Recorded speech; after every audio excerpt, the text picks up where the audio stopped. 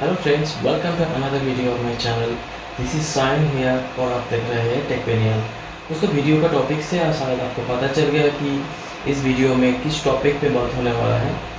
तो हाँ दोस्तों, मैं बात करूँगा जियो एंड फेसबुक का जो रिसेंटली डील हुआ है उसके बारे में। और ये होल मैटर मैं आपको 4 पॉइंट्स में समझाऊँगा। पहला पॉइंट है ये डील क्या है, इस डील का डिटेल्स क्या है। दूसरा पॉइंट में मैं आपको बताऊँगा जियो एंड फेसबुक, ये दोनों कंपनी का बैकग्राउंड मैं थोड़ा बताऊंगा आपको। इस दोनों कंपनीज़ के बारे में थोड़ा डिटेल में बताऊंगा। और थर्ड पॉइंट पे मैं आपको बताऊंगा कि ये जो डील हुआ है रिसेंटली, इसका एक्चुअली मेन रीज़न क्या है, इसका मोटो क्या है, ये मैं एक्सप्लेन करूँगा। फोर्थ पॉइंट में मैं बताऊँगा कि इस डील होने से इंडिया में क्या क्या इफ़ेक्ट आएगा। लेकिन वीडियो शुरू करने से पहले मैं आप लोगों को एक बात ज़रूर कहना चाहूँगा, प्लीज़ इस चैनल को सब्सक्राइब कर लीजिए, क्योंकि सब्सक्राइब करने के लिए कोई पैसा नहीं लगता है।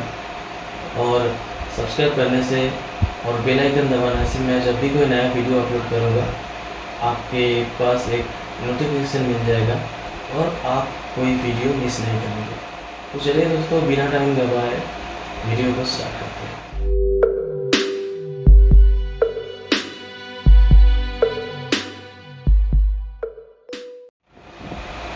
तो जैसे कि मैंने कहा था, पहला पॉइंट में मैं आपको बताऊंगा इस डील के थोड़ा डिटेल्स में। उससे पहले मैं एक बात कहना चाहूँगा, मुकेश अंबानी जो कि रिलायंस इंडस्ट्रीज़ का मालिक है, उनका बहुत दिनों से एक सपना था 2021 तक रिलायंस कंपनी को एक अलग ही ऊंचाई पर ले जाना चाहते थे। और इसीलिए उन्होंने बहुत सारा नया नया फैसला लिया। हाल ही में सुनने को आ रहा है कि सऊदी अरबिया में बीवी के साथ वो हाथ मिलाने पा रहा है। लेकिन जब वो डील होगा तब अलग से मैं वीडियो बनाऊंगा। लेकिन फ़िलहाल जो फेसबुक के साथ डील हुआ है उसके बारे में बात करते हैं। ये जो डील हुआ है इसका अमाउंट है 43,574 crore rupees, that is $5.7 billion. और इस डील के बदले में फेसबुक को जियो का 9.99% स्टेक मिला है। और इस डील का लॉकिंग पीरियड है 1 ईयर। इसका मतलब है फेसबुक 1 साल तक ये जो 9.99% शेयर है इसको सेल नहीं कर सकते। और इंडियन हिस्ट्री में टेक्निकल सेक्टर में ये सबसे बड़ा एफडीआई है। एफडीआई का मतलब है फॉरेन डायरेक्ट इन्वेस्टमेंट। तो पहला पॉइंट पे आप लोगों ने तो शायद जान लिया है इस डील के बारे में, एक छोटा सा समरी। अब सेकेंड पॉइंट में जैसे कि मैंने कहा था जियो एंड फेसबुक के बारे में मैं थोड़ा आपको बताऊँगा। अगर इस डील की बात हो रहा है तो इधर और एक कंपनी आ जाता है जिसका नाम है रिलायंस रिटेल। सबसे पहले मैं जियो की बात करूँगा। जियो रिलायंस इंडस्ट्रीज़ का एक कंपनी है जिसके 100% शेयर रिलायंस इंडस्ट्रीज़ के पास है। और रही बात दूसरे कंपनी की जिसका नाम है रिलायंस रिटेल, ये भी एक रिलायंस इंडस्ट्रीज़ के एक कंपनी है जिसका 99.95% शेयर रिलायंस इंडस्ट्रीज़ के पास है। अब बात करते हैं जियो की। दोस्तों, जियो 2015 में लॉन्च हुआ था और 2016 में पब्लिकली अवेलेबल हुआ था। अब सभी जानते हैं कि जियो जब फर्स्ट लॉन्च हुआ था, शुरुआत में सिर्फ जियो सिम लेने से ही आपको फ्री में डेटा मिलता था। लेकिन अभी जियो के बहुत सारा पैक्स आ गए हैं, बहुत सारा प्लान्स आ गए हैं। और करंटली इंडिया में जियो का जो मार्केट शेयर है वो है 34%। और अगर अमाउंट में देखें, यूजर्स का अमाउंट में देखें जो है 388 मिलियन यूजर्स। रही बात रिलायंस रिटेल की, बहुत सारा आउटलेट है रिलायंस रिटेल की, लेकिन इंडिया में उतना ज़्यादा पॉपुलर नहीं है। आप बात करते हैं फेसबुक की। दोस्तों, आप सभी जानते हैं कि फेसबुक का नाम आता है तो उसके साथ और 2 प्रोडक्ट्स के भी नाम आ जाते हैं जो कि अभी फेसबुक की तरफ से ही आता है, जिसका नाम है व्हाट्सएप एंड इंस्टाग्राम। दोस्तों, करंटली तो फेसबुक का यूजर है वो है 328 मिलियन एंड व्हाट्सएप का जो यूजर है वो 400 मिलियन। अब इंस्टाग्राम का जो यूजर है वो है 120 मिलियन। दोस्तों, आप सोच रहे हैं कि ये बंदा यूजर्स के बात क्यों कर रहा है, यूजर्स के अमाउंट के बारे में क्यों बात कर रहा है। दोस्तों, इस बारे में बात करने से पहले मैं आपको एक बात कहना चाहूँगा कि 2016 में फेसबुक ने एक प्रोग्राम लॉन्च किया था जिसका नाम है फेसबुक बेसिक्स। आपको शायद याद होगा या नहीं, अगर आपका रिलायंस का कनेक्शन था तो आपको फेसबुक सर्फिंग करने के लिए कोई भी डेटा का कॉस्ट नहीं देना पड़ता था। लेकिन इससे क्या हुआ, इंडिया में नेट न्यूट्रलिटी जो है वो बिगड़ गया। इसीलिए इंडियन गवर्नमेंट ने फेसबुक बेसिक प्रोग्राम को बैन कर दिया इंडिया में। दोस्तों इससे क्या होता है, नेट न्यूट्रलिटी क्या होता है? नेट न्यूट्रलिटी ऐसे होता है कि मान लीजिए आपका एक वेबसाइट है, आपका वेबसाइट सिर्फ एयरटेल में अच्छी तरह से खुलता है और दूसरे नेटवर्क में अच्छी तरह से नहीं खुलता है। तो इससे क्या होगा, आपके वेबसाइट में अच्छा कंटेंट है, अच्छी सर्विस है, यूजर्स आपके वेबसाइट को बहुत ज़्यादा विजिट करते हैं, फिर भी जो दूसरे नेटवर्क से जब यूजर आपका वेबसाइट खोलते हैं तो उस नेटवर्क में प्रॉब्लम होता है। इससे कहीं ना कहीं एक इंटेंशन रह जाता है कि यूजर अगर इस वेबसाइट का जो फीचर्स है वो यूज़ करना चाहते हैं तो यूजर्स को इसी कनेक्शन लेना पड़ेगा। दोस्तों ये नेट न्यूट्रलिटी नहीं है। नेट न्यूट्रलिटी ये है कि अगर आपका वेबसाइट है वो सभी नेटवर्क में अच्छे से खुलेगा और जो आपका जो प्लान्स वगैरह होगा वो किसी एक नेटवर्क के लिए नहीं, सभी नेटवर्क के लिए होना चाहिए। इसीलिए फेसबुक बेसिक प्रोग्राम 2016 में बैन कर दिया। इधर और एक बात रह जाता है कि इंडियन गवर्नमेंट चाहता है कि व्हाट्सएप के थ्रू, फेसबुक के थ्रू जो डेटा इंडियन सिटीजन का जो डेटा रहता है और वो डेटा इंडिया में ही रहे, क्योंकि प्राइवेसी, इधर प्राइवेसी भी एक मैटर करता है। इंडियन सिटीजन का जो यूजर डिटेल्स है, जो कुछ भी प्राइवेट कुछ भी डेटा हो वो बाहर नहीं जाना चाहिए, वो इंडिया में ही रहना चाहिए। लेकिन दोस्तों फेसबुक अभी उतना प्रिपेयर्ड नहीं है कि इंडिया में वो अपना डेटा कहीं पे भी रख सके। दोस्तों इधर और एक बात रह जाते हैं, अपने साथ सुना होगा व्हाट्सएप की तरफ से एक प्रोग्राम लॉन्च होने वाला था जिसका नाम है व्हाट्सएप पे। लेकिन दोस्तों अभी तक लॉन्च नहीं कर पाया व्हाट्सएप ने, यानी कि फेसबुक ने। इसका रीज़न है NPCI से फेसबुक को अभी तक खुद का पेमेंट गेटवे चालू करने के लिए कोई भी परमिशन नहीं मिला। NPCI का मतलब है national payment corporation of India. India में जितने सारे ट्रांजेक्शन्स होते हैं वो NPCI के थ्रू होते हैं। ये तो हो गया फेसबुक एंड जियो का डिटेल्स। लेकिन उससे पहले मैं आपको एक बात कहना चाहूँगा। दोस्तों आपने शायद नोटिस किया है, आप जब भी कोई e-commerce site like Amazon, Paytm, Flipkart, Bangalore, कोई भी वेबसाइट विजिट करते हैं और कोई भी प्रोडक्ट आप देखते हैं, तो उसके बाद कोई भी वेबसाइट में आप जाते हैं, गूगल सर्च करके हो या फिर नॉर्मली कोई वेबसाइट पे जाते हैं, तो उधर जो एड्स आते हैं एग्जैक्टली जिस प्रोडक्ट को आपने उस शॉपिंग साइट में देखा था उस प्रोडक्ट का भी ऐड आ जाते हैं और कभी कभी उस प्रोडक्ट के रिलेटेड भी बाकी प्रोडक्ट्स का ऐड आ जाते हैं। दोस्तों इसका रीज़न ये है, गूगल यूजर का हर एक एक्टिविटी ट्राई करता है, यूजर के इंटरेस्ट क्या है, यूजर किस चीज़ को ज़्यादा देखते हैं, यूजर किस बारे में सर्च करते हैं, ये सब कुछ गूगल ट्रैक करते हैं। दोस्तों ये मत सोचिए कि आपका जो प्राइवेट डेटा है वो गूगल हैक करते हैं या फिर कोई कहीं पे स्टोर करते हैं, ऐसा कुछ नहीं। सिर्फ आपका जो एक्टिविटीज़ है वो गूगल नोटिस करता है, ट्रैक करता है और एक हिस्ट्री भी रख लेते हैं। अब आते हैं थर्ड पॉइंट पे कि इस डील का मोटो क्या है। दोस्तों आपने शायद मैं जब बोल रहा था कि 2016 से फेसबुक इंडियन मार्केट में घुसने की कोशिश कर रहा है, आपने सोचा कि फेसबुक के पास तो इतना बड़ा वेबसाइट है, तो इंडियन मार्केट में घुसने की इतना जल्दी है। दोस्तों फेसबुक का करंट जो अर्निंग है उसका 75% और 85% अर्निंग होता है फेसबुक एड्स से। फेसबुक में जब भी आप कोई वीडियो देखते हैं या फिर बहुत सारा पोस्ट आते हैं स्पॉन्सर, ऊपर लिखा होता है स्पॉन्सर, वो एक्चुअली एक एडवर्टाइज है। कोई जो स्पॉन्सर्ड वीडियो है या फिर स्पॉन्सर्ड पोस्ट है, कोई ना कोई उसके लिए पैसा पे कर रहा है फेसबुक का। ये एक्चुअली फेसबुक का करंट जो रेवेन्यू है ये बहुत ही कम है। आपको शायद लगता है कि बहुत ज़्यादा है, लेकिन फेसबुक के मामले में ये बहुत ही कम है।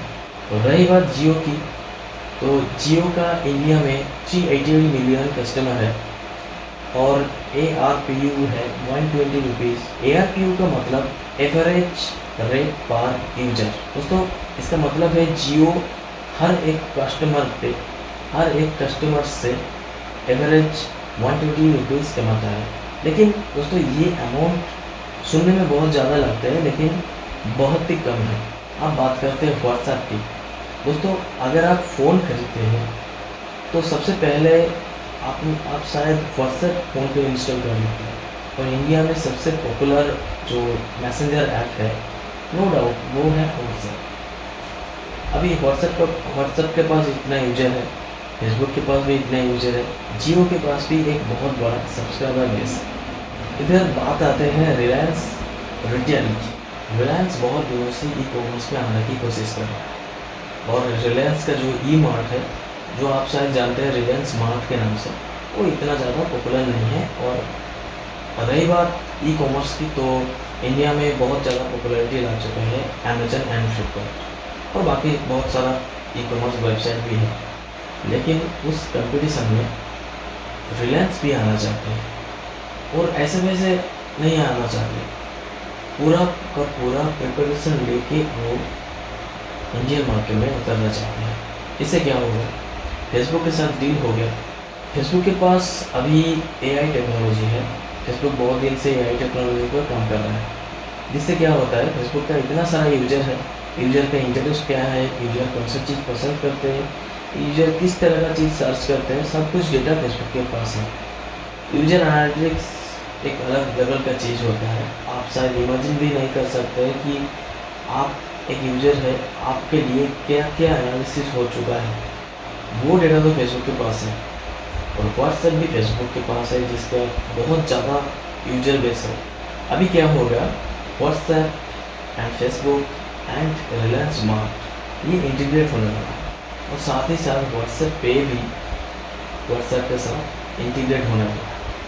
इससे क्या होगा दोस्तों, मान लीजिए कि आप घर से निकलते हैं, घर से निकलने के बाद आप अगर दाएं बाएं देखेंगे तो कहीं ना कहीं आपको 2 3 4 ग्रोसरी शॉप या फिर किसी भी शॉप दिख जाएगा। लेकिन इंडिया में बहुत ज़्यादा शॉप है जो अभी तक ई कॉमर्स में नहीं आया है। रिलायंस जियो एक ऐसा प्लेटफॉर्म क्रिएट करना चाहते हैं कि इंडिया में जितने सारे छोटे मोटे शॉप है वो एक प्लेटफॉर्म में आ जाए, एक ई कॉमर्स में आ जाए। इससे क्या फ़ायदा होगा दोस्तों, आपको घर के पास एक दुकान है, आप कुछ सामान खरीदना चाहते हैं, आपको दुकान में भी नहीं जाना पड़ेगा, आप डायरेक्टली व्हाट्सएप से दुकान को चूज़ करिए। उस दुकान में उस प्रोडक्ट का कोई वेराइटीज़ है, वो दुकानदार जो वेराइटीज़ है वो भी अपलोड करके पहले से ही रखेगा। आप जिस वैरायटी का जिस चीज़ लेना चाहते हैं वो सिलेक्ट करके ऑर्डर प्लेस कर दीजिए, और आपको होम डिलीवरी मिल जाएगी। और बात करते हैं पेमेंट की, तो मेरे हिसाब से शायद जियो पे पहले आएगा, और ऑब्वियसली व्हाट्सएप को अगर परमिशन मिल जाए तो व्हाट्सएप पे भी इंटीग्रेट हो जाएगा। तो पेमेंट की कोई चिंता नहीं, इन लोगों का अपना पेमेंट गेटवे यूज होगा इस बार में। एक्चुअली ये जो कंसेप्ट है ये कहीं ना कहीं चाइना से इंस्पायर्ड है, क्योंकि दोस्तों चाइना में व्हाट्सएप नहीं यूज करते हैं कोई, उसके बदले में यूज करते हैं वीचैट। और वीचैट के साथ और वीचैट एक ऐसा ऐप है चाइना में जिसके थ्रू आप शॉपिंग भी कर सकते हैं, जिसके थ्रू आप कुछ प्रोडक्ट्स भी बेच सकते हैं। आपका सारे पेमेंट्स का जो प्रोसेस है वो वीचैट में अवेलेबल है, और कुछ ऑर्डर करते हैं तो order tracking, order delivery status, return, refund सब कुछ वीचैट के थ्रू हो जाता है। और उसी कंसेप्ट को शायद इंडिया में भी अवेलेबल करना चाहते हैं जियो एंड फेसबुक मिलकर। अब पेमेंट गेटवे के बारे में थोड़ा डिटेल में आपको समझाता हूँ। आपका अगर कोई वेबसाइट है और उस वेबसाइट में आपका जो यूजर्स है उससे आप पेमेंट लेना चाहते हैं, आपका खुद का गेटवे नहीं है, तो आप क्या करते हैं कि बिल डेस्क, पे यू, ऐसा बहुत सारा पेमेंट गेटवे है, वो आप अपने वेबसाइट में इंटीग्रेट कर देते हैं। इसके बदले में क्या होता है, जो पेमेंट गेटवे से वो आपसे कुछ परसेंटेज चार्ज करते हैं। बात आपको समझ में आ गया है। व्हाट्सएप के पास, फेसबुक के पास अगर खुद का एक पेमेंट गेटवे हो जाएगा, आप शायद इमेजिन नहीं कर सकते इससे वो कितना पैसा कमा सकते हैं। लेकिन दोस्तों पहले मेरे हिसाब से पहले जो शॉपकीपर्स है उन लोगों को रजिस्टर करने के लिए कोई पैसे नहीं देना पड़ेगा, और ये जो चार्ज है पेमेंट गेटवे यूज करने के लिए जो चार्जेस है वो बहुत ही कम होगा, क्योंकि जियो ऐसा वैसा खिलाड़ी नहीं है और फेसबुक भी इतना छोटा खिलाड़ी नहीं है, ये अपना यूजर बेस बढ़ाने के लिए चार्जेस बहुत कम कर देंगे, ये मुझे उम्मीद है। तो इसी बात में थर्ड पॉइंट भी अपना खत्म हो जाते हैं। अब आते हैं फोर्थ पॉइंट पे।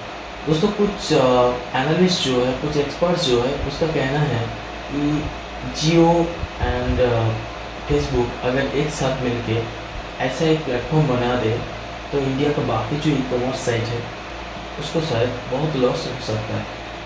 इससे क्या होगा कि इंडिया में शायद एक मोनोपोली क्रिएट हो सकता है या फिर डुओपोली। ये भी हो सकता है कि जो बाकी टेलीकॉम कंपनीज है, वोडाफोन की बात मैं नहीं करूँगा क्योंकि वोडाफोन बहुत लॉस में जा रहा है। और रही बात एयरटेल की, जियो का एक अच्छा कंपटीटर है एयरटेल। हो सकता है, ऐसा भी हो सकता है कि एयरटेल भी किसी ई कॉमर्स साइट, बड़ी e commerce site like Amazon या फिर फ्लिपकार्ट के साथ एक टाई अप, एक डील में आ जाएगा। ऐसा भी हो सकता है। और हो भी सकता है कि इंडिया में एक डुओपोली, शॉपिंग ई कॉमर्स के बाज़ार में एक डुओपोली होगा, जहाँ पे सबसे ज़्यादा शेयर होगा रिलायंस जियो का, और दूसरी तरफ कोई बड़ी कंपनी लाइक अमेजन और फ्लिपकार्ट किसी एक का। और हो सकता है कि ट्रायंगल भी हो सकता है। जो बड़े-बड़े, जो छोटे-छोटे कंपनीज़ है, छोटे-छोटे ई कॉमर्स कंपनीज़ है, वो शायद बंद हो जाएँगे। कुछ भी हो सकता है। लेकिन वक़्त आने पर हम लोगों को सब पता चल जाएगा कि क्या-क्या एक्चुअली इसका इम्पैक्ट होगा। दोस्तों, आप लोगों को क्या लगता है कि इस डील के होने के बाद इंडिया में क्या-क्या होने वाला है? इंडिया का जो मार्केट है उसमें क्या असर पड़ने वाला है? आपको क्या लगता है? प्लीज़ कमेंट करके बताइए। और प्लीज़ अच्छा लगे तो इस वीडियो को लाइक कर दीजिए और प्लीज़ शेयर कर दीजिए और प्लीज़ मेरे चैनल को सब्सक्राइब कर लीजिए। मिलते हैं अगले वीडियो पे, तब तक के लिए बाय बाय, टाटा।